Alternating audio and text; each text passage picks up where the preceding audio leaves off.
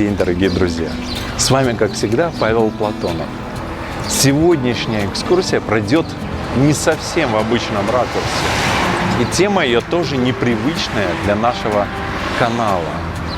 Проводя экскурсии, групповые, индивидуальные, я понял, что многих экскурсантов, помимо общей истории и посещения святых мест, очень интересует и повседневная жизнь израильтян. И в сегодняшнем репортаже мы коснемся слегка этой довольно-таки многоликой темы.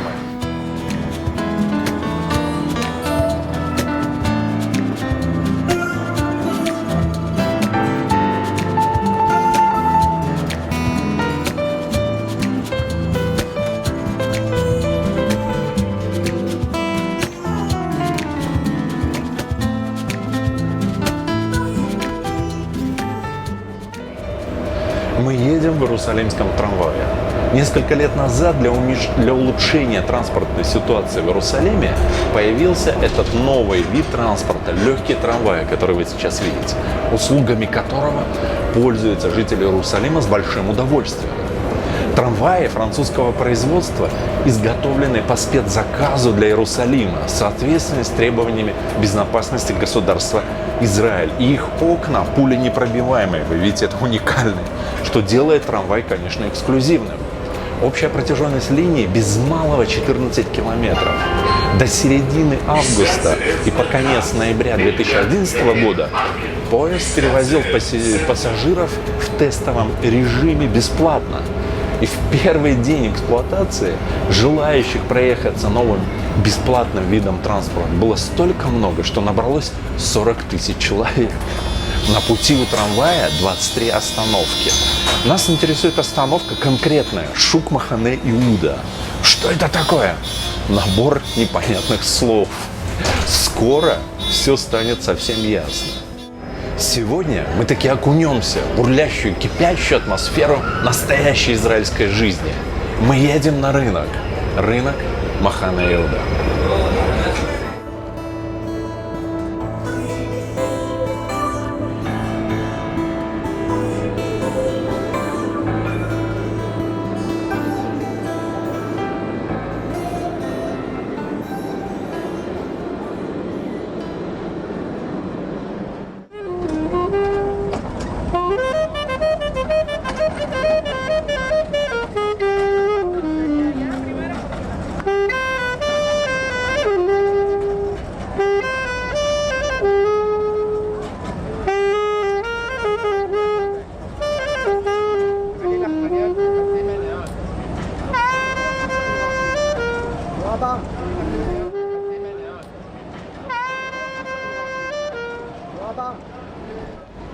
Большой Иерусалимский рынок самый старый в Израиле.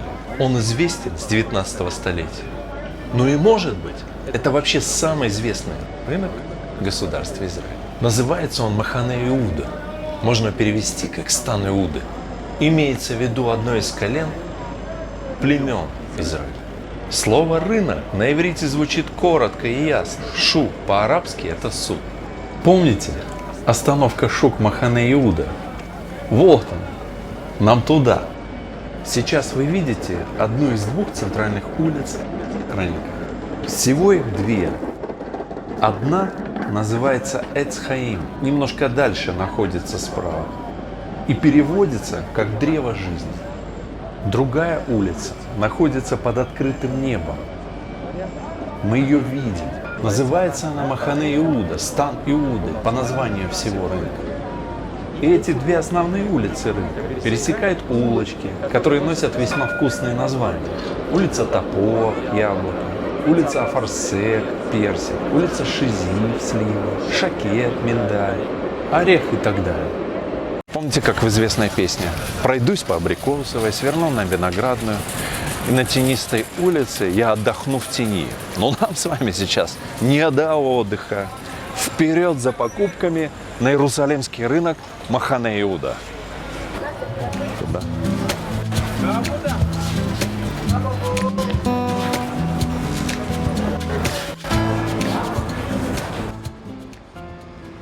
Это очень интересный базар с особым уникальным характером. где своеобразно переплетаются Восток и Запад. Пестрая толпа продавцов и покупателей, цветной калейдоскоп разнообразия овощей, фруктов и других товаров придают Шуку непревзойденную яркость и очарование. Отчего только стоят громкие крики торговцев, зазывающих покупателей и снижающих цены вечером перед закрытием и в пятницу перед шаббатом.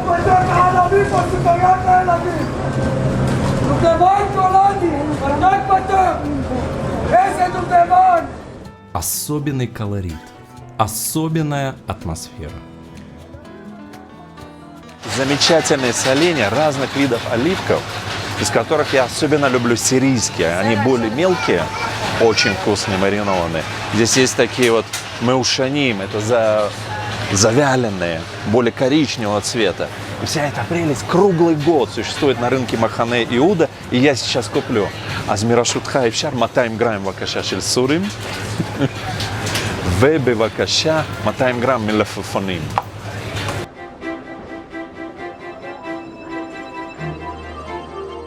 Оливки – древнейшая сельскохозяйственная культура на земле, одно из 7 священных библейских растений. Самая большая плантация в Израиле насчитывает 150 тысяч деревьев, а способов засолки для этих плодов невероятное множество.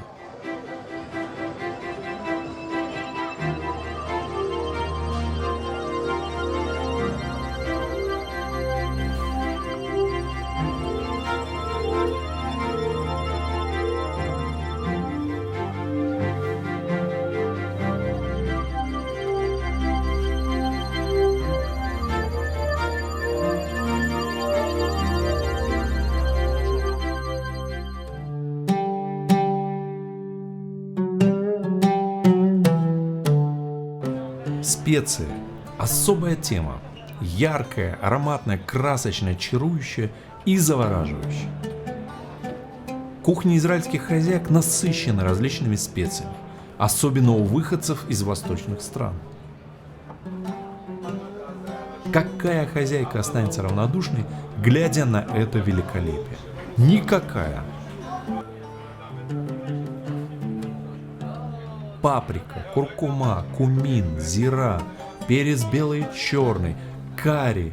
Запахи так и рвутся наружу. А еще множество различных смесей, полет многовековых традиций и таланта поваров. Рынок только открылся, и вот она, нетронутая красота. Сегодня я куплю здесь завтрак. Это очень хорошая специя, сделанная из библейского исопа. И в нее добавляют семена кунжута. Замечательно размешивать вот такие вот заторные смеси с оливковым маслом. Вот здесь целая стена оливкового масла.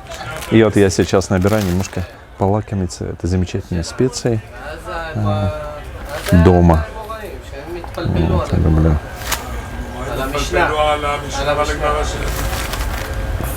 Попробовать с рынка Махане Иуда.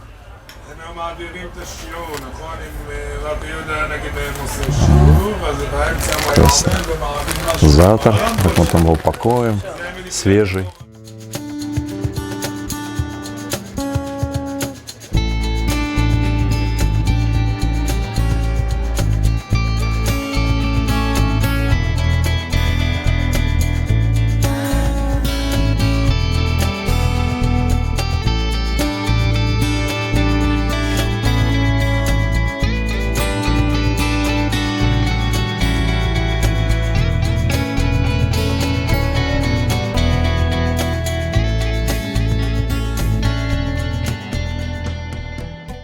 С детства, когда я еще был мальчишкой и жил в городе Душанбе, я обожал черешню.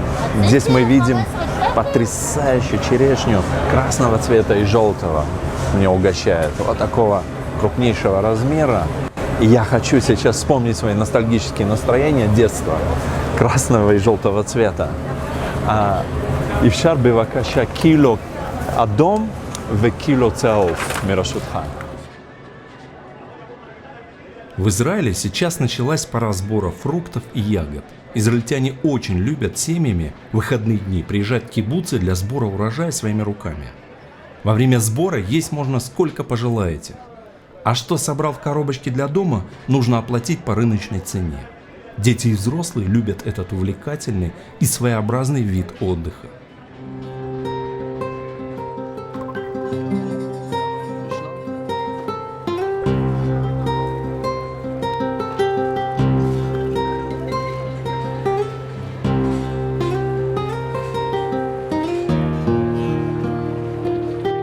Это одна из самых любимых моих лавок, где все, к сожалению, совсем не дешево, но очень вкусно.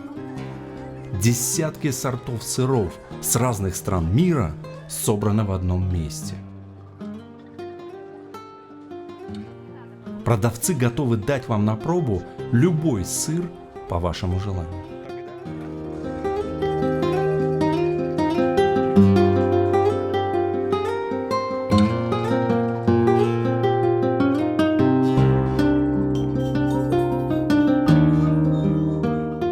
Иерусалимский рынок сегодня – это не только место для покупок, но и место для отдыха.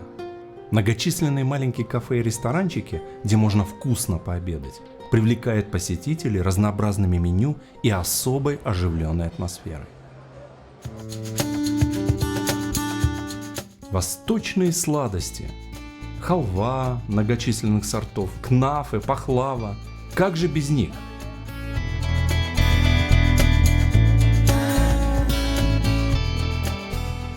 Антураж этой лавки восточных сладостей придает своеобразный дизайн в стиле периода турецкой Османской империи. Здесь продаются совсем не дешевые, но многими любимые пахлава и кнафы.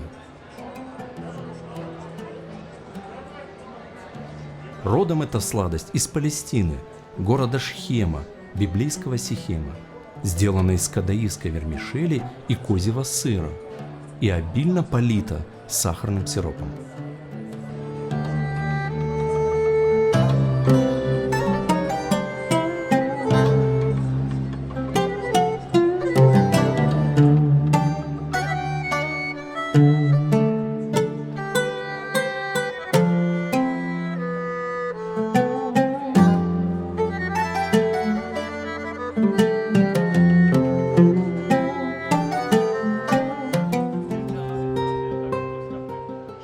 Это лавка для ценителей и любителей кофе. По словам продавца, здесь собраны разные виды кофе со всего мира.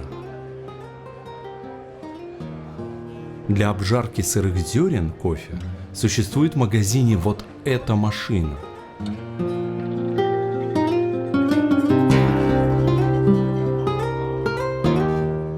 Взвесим, засыпем, ждем и забираем готовый продукт.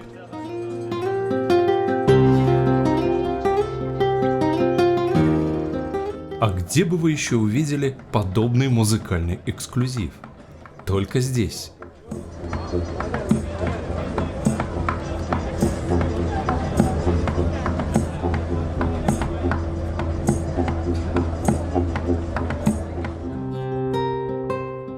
Есть еще одна не всем знакомая сторона рынка, о которой мы расскажем вам сейчас.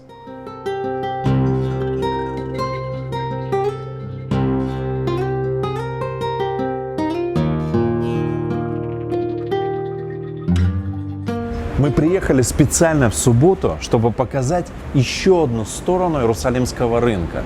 Здесь вы видите замечательные граффити иерусалимского художника Соломона Сузы, который выполнил около 60 таких граффити прямо на дверях киосков Иерусалимского рынка. Его вдохновил на это житель Иерусалима Берл Хан, который как-то гулял здесь по этим улицам рынка и решил украсить такие вот металлические закрытые жалюзи киосков своеобразными граффити. Проект осуществлялся с 2015 года, и художник сюда приезжал по ночам, когда закрытые жалюзи магазинов превращались в картины художника.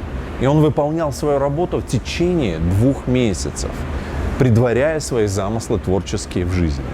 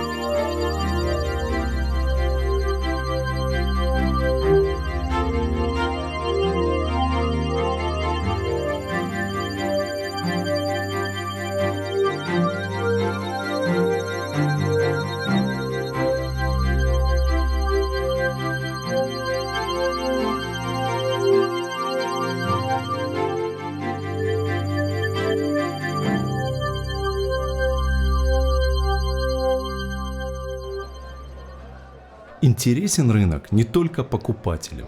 С течением времени он стал привлекать и туристов. И популярность его только возрастает. Сейчас даже разработаны разнообразные экскурсионные маршруты, и можно купить спецтуры по этому замечательному месту. Конечно, мы не смогли показать все магазинчики и продукты, которые есть на рынке. Здесь есть и рыба, и мясо, и куры, абсолютно все необходимые для питания продукты. Предупреждая о ценах рынка, скажу, что они довольно-таки кусачие. Не успели мы оглянуться и войти во вкус, как улетело 450 шекелей. Вот на фото вы можете увидеть то, что мы приобрели примерно на $130 США.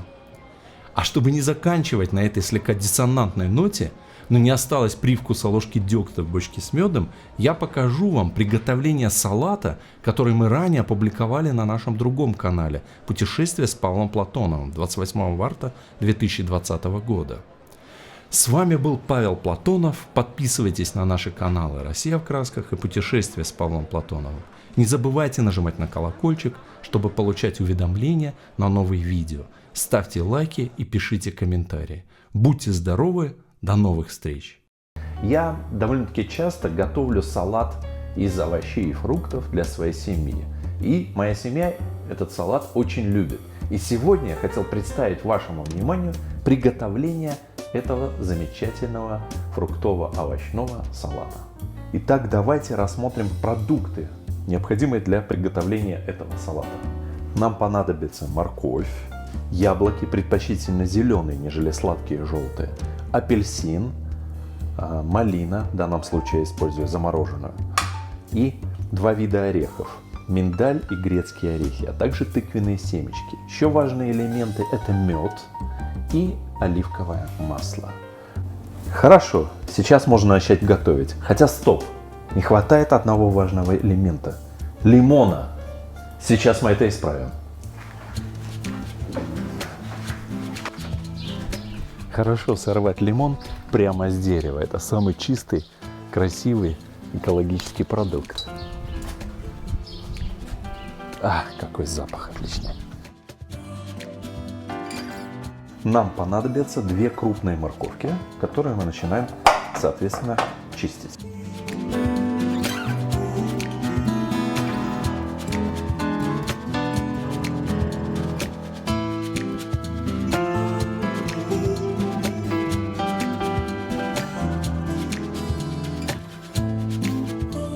Теперь пришел черед яблока, которое мы почистим таким вот образом.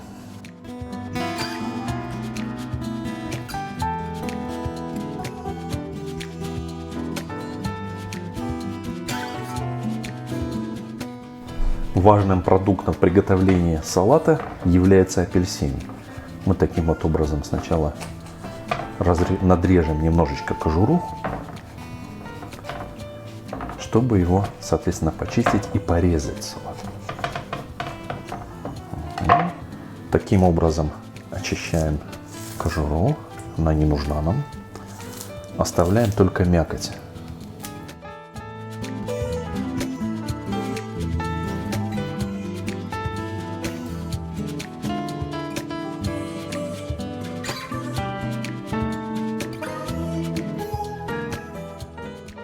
Орехи придают пикантность этому салату. Орехи я люблю поджарить.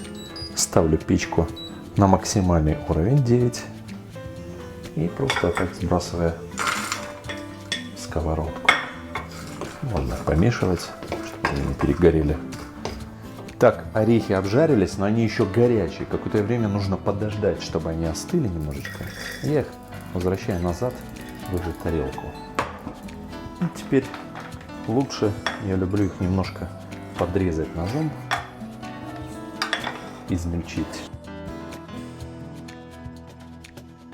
Итак, все продукты готовы для приготовления салата. Прежде всего мы сбрасываем морковь, это первый наш продукт. В данном случае мы почистили 2 моркови с вами. Затем мы сбрасываем яблоко.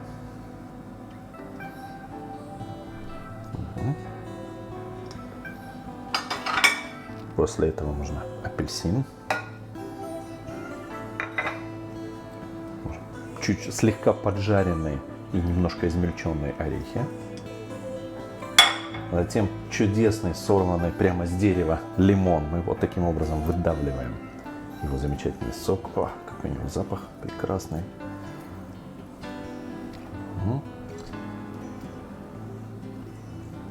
Я люблю добавлять немножечко в салат, буквально несколько капелек оливкового масла. И завершающий этап — мед. Мед уже, соответственно, по вкусу. Можно 2-3 чайных ложки таким образом немножко равномерно разлить. Можно еще даже 1 ложку, потому что салат достаточно кислый у нас. Поэтому мед добавляет такой, делает баланс кислого и сладкого. Завершающей изюминкой салата являются любые ягоды. Это могут быть замороженные, это могут быть свежие. В данном случае я использую ягоды малины.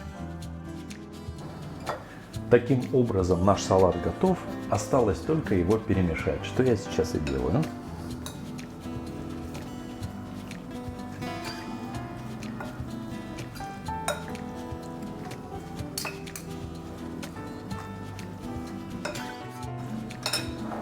Ну что ж, салат здоровья из овощей и фруктов готов.